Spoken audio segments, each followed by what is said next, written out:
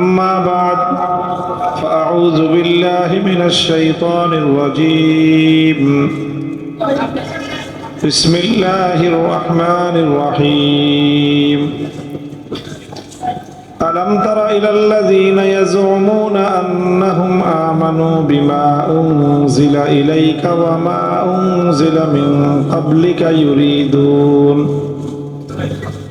يريدون أن يتحاكموا إلى الطاغوت وقد أمروا أن يكفروا به ويريد الشيطان أن يضلهم ضلالا بعيدا بارك الله لنا ولكم في القرآن العظيم ونفعنا إياكم بالآيات والذكر الحكيم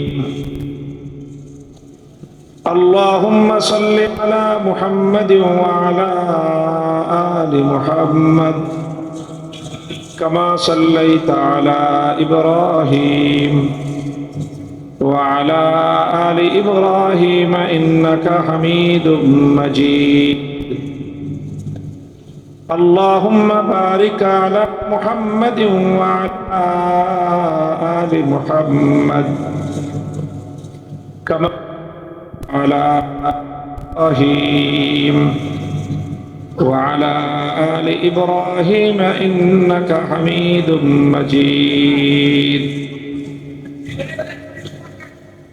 نهايت قابل احترام সভাপতি উপস্থিত হযরত উলামায়ে কেরাম সম্মানিত বয়োজ্যেষ্ঠ মুরব্বী সাহেবান সমবেত ইসলাম প্রিয় কোরআন প্রেমিক নবী প্রেমিক তাওহীদি মুসলমান ভাই ও বন্ধুগণ আল আবরার ইসলামিক রিসার্চ সেন্টারের উদ্যোগে আয়োজিত আজকের এই ইসলামী মহাসম্মেলনে দেশের বরেণ্য উলামায়ে কেরামের কাছ থেকে এতক্ষণ আপনারা আলোচনা শুনেছেন সর্বশেষ হয়তো আমার পালা দীর্ঘ আলোচনা আমি আপনাদের সামনে করব না অল্প কয়েকটা কথা আল্লাহর কোরআনে কারীমের একটি আয়াত তেলাওয়াত করেছি সেই আলোকে আমি আপনাদের সামনে আরজ করব তার আগে এক দুটো দৃষ্টি আকর্ষণ যারা ড্রোন ক্যামেরা চালাইতেছেন যদি কেউ চালান মাহফিলের মধ্যে আপনাদের ড্রোন যেন স্টেজের সামনে কাছাকাছি না আসে দ্বিতীয় কথা হলো আমরা মাহফিল করি মাহফিলে বয়ান করি এটা আমাদের একমাত্র কাজ না আমাদের আরো অনেক দায়িত্ব আরো অনেক কাজ আলহামদুলিল্লাহ আল্লাহ আমাদের কাঁধে অর্পণ করেছেন সেই দায়িত্বগুলিও আমরা পালন করার চেষ্টা করি তার মধ্যে মাদ্রাসায় শিক্ষকতা করা এটা একটা গুরুত্বপূর্ণ কাজ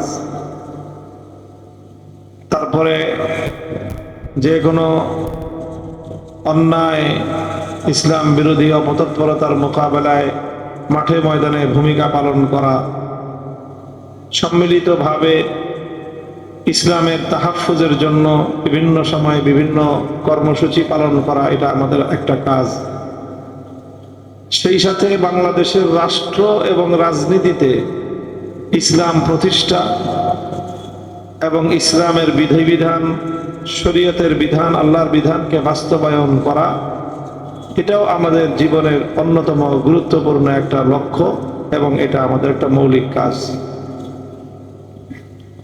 তবে প্রত্যেকটা কাজ যার যার মূলনীতি অনুযায়ী পরিচালিত হওয়া চাই যেন একটা কাজের দ্বারা আরেকটা কাজ বাধাগ্রস্ত না হয় ক্ষতিগ্রস্ত না হয় ইসলামের সর্বমুখী সর্বব্যাপী সবগুলো কাজ মিলেই হলো পূর্ণাঙ্গ ইসলাম কিছু কিছু বিষয় আছে যেটা আমাদের মধ্যে কোনো মতবিরোধ নাই কোনো মত পার্থক্যও নাই যেটা কোরআনের কথা ইসলামের কথা অকাট্য কথা যেই কথার মধ্যে দ্বিমত করার কোনো অবকাশ নাই সেই রকম একটা কথা হলো যে মুমিন মুসলমানগণ তারা তাদের জীবনের সকল ক্ষেত্রে আল্লাহর বিধান, আল্লাহর হুকুম বাস্তবায়ন করতে বাধ্য। এটা এমন না যে ইচ্ছা হলো করলাম, ইচ্ছা হলো না করলাম না, ব্যাপারটা এমন না। যেমন 5 ওয়াক্ত নামাজের বিধান পালন করা, এটা কি ঐচ্ছিক না বাধ্যতামূলক? মুমিনের জন্য পর্দা করা, নারী হোক বা পুরুষ হোক, নারীর পর্দা নারী করবে, পুরুষের পর্দা পুরুষ করবে। এই পর্দার বিধান ঐচ্ছিক না বাধ্যতামূলক? বাধ্যতামূলক। নারীর জন্য বাধ্যতামূলক, পুরুষের জন্য বাধ্যতামূলক। وقل للمؤمنات يغضضن من أبصارهن ويحفظن فروجهن ولا يبدين زينتهن وقل للمؤمنين يغضوا من أبصارهم ويحفظوا فروجهم ذلك أزكى لهم। আল্লাহ পাক রব্বুল আলামিন কোরআনের মধ্যে নারী পুরুষ উভয় সম্প্রদায়কে আলাদা আলাদা সম্বোধন করে পর্দার বিধান দিয়েছেন। নারীর পর্দার বিধান হলো ইয়াগদুদনা মিন আবসারিহিন্না, নিজের দৃষ্টি সংযত রাখা। নারীরা এই পর্দা সাধারণত করেই না। তারা মনে করে বোরকা পরছি, পর্দার ভিতর থেকে ফুসকি মেরে সব পুরুষ সবভাবেই দেখা যায়। অথবা মোবাইলের স্ক্রিনে, কম্পিউটারের পর্দায় নারীরা মনে করে যে কোনো পুরুষকে যে কোনো ভঙ্গিতে দেখলে কোনো সমস্যা নাই, আমি তো পর্দার ভিতরেই আছি। এটা নারীদের ভুল ধারণা। আল্লাহ পাক রব্বুল আলামিন নারীকে লক্ষ্য করে প্রথমে কি বলেছেন? ইয়াগদুদনা মিন আবসারিহিন্না। প্রথম পর্দা হলো নারীরও চোখের পর্দা। নারীর চোখে কি পর্দা? নারীর চোখের পর্দা হলো নারী অপ্রয়োজনে পরপুরুষের দিকে তাকাবে না। প্রয়োজন পড়লে দেখবে। প্রয়োজনটা কেমন? এখন নারী রাস্তায় বের হয়েছে, কোনো প্রয়োজনে হাসপাতালে যাবে, এখন রিক্সা নিতে হবে, অটো রিক্সায় উঠতে হবে, এখন অটো রিক্সার সাথে কথা বলতে হবে না? অটো রিক্সা আসতেছে কিনা সেটা দেখতে হবে না? ডাক্তারের কাছে গেছে, এখন ডাক্তারের সাথে তো কথা বলতে হবে। এই সকল প্রয়োজনে নারী পরপুরুষের দিকে তাকাতে পারে, কিন্তু একটা মোবাইলের মধ্যে, কম্পিউটারের মধ্যে পুরুষরা সুন্দর সেজে গুজে তারা অনুষ্ঠান করতেছে। এখন নারীর তো সেই পুরুষকে দেখার প্রয়োজন নাই। যদি শুনতে হয় কথা, আলোচনা শুনবে, মনোযোগ দিয়ে পুরুষকে দেখবে কেন? সেই পুরুষটা আবার সুন্দর কিনা, সুদর্শন কিনা, সেগুলো বিশ্লেষণ করে নারীরা। এটা নারীর জন্য পর্দার বিধান, যে অপ্রয়োজনে পুরুষের সৌন্দর্য নারীর জন্য দেখা জায়েজ নাই। পুরুষকে দেখা জায়েজ হলেও প্রয়োজনের ক্ষেত্রে অপ্রয়োজনে কোনো পুরুষের সৌন্দর্য দেখার সুযোগ, বৈধতা কোনো নারীর জন্য নাই। যাই হোক, সেটা নারীর জন্য চোখের পর্দা। তারপরে নারীর জন্য নিজের সৌন্দর্য, ওয়ালা ইউবদিনা যিনাতাহুন্না, নিজের সৌন্দর্য পর পুরুষের কাছ থেকে আড়াল করে রাখা, এটা নারীর পর্দা। তো নারীর পর্দা দুই জায়গায়। নিজের দৃষ্টি সংযত রাখা নারীর পর্দা, নিজের সৌন্দর্যকে পর পুরুষের দৃষ্টির আড়ালে রাখা, এটাও নারীর পর্দা। পুরুষের পর্দা এক জায়গায়, পুরুষ নিজের দৃষ্টি সংযত রাখবে, পরনারীর দিকে তাকাবে না। বেপর্দা নারীও যদি চোখের সামনে দিয়ে যায়, সেই বেপর্দা নারীর দিকে চোখ তুলে তাকাবে না। এটা পরনারীর দিকে কোনো পুরুষ তাকাবে না, এটা হলো পুরুষের পর্দা। এই পর্দার বিধানগুলো ঐচ্ছিক না বাধ্যতামূলক? বাধ্যতামূলক। নামাজের বিধান যেরকম বাধ্যতামূলক, পর্দার বিধান যেরকম বাধ্যতামূলক, রোজার বিধান যেরকম বাধ্যতামূলক, সামর্থ্য থাকলে হজ করার বিধান যেরকম বাধ্যতামূলক, সম্পদশালী হলে যাকাত প্রদান করা যেরকম বাধ্যতামূলক, সামর্থ্য অনুযায়ী আল্লাহর জমিনে আল্লাহর হুকুম বাস্তবায়ন করার জন্য খেলাফা রাষ্ট্র ব্যবস্থা বাস্তবায়ন করা, খেলাফত প্রতিষ্ঠা করা মুমিনের জন্য ফরজ।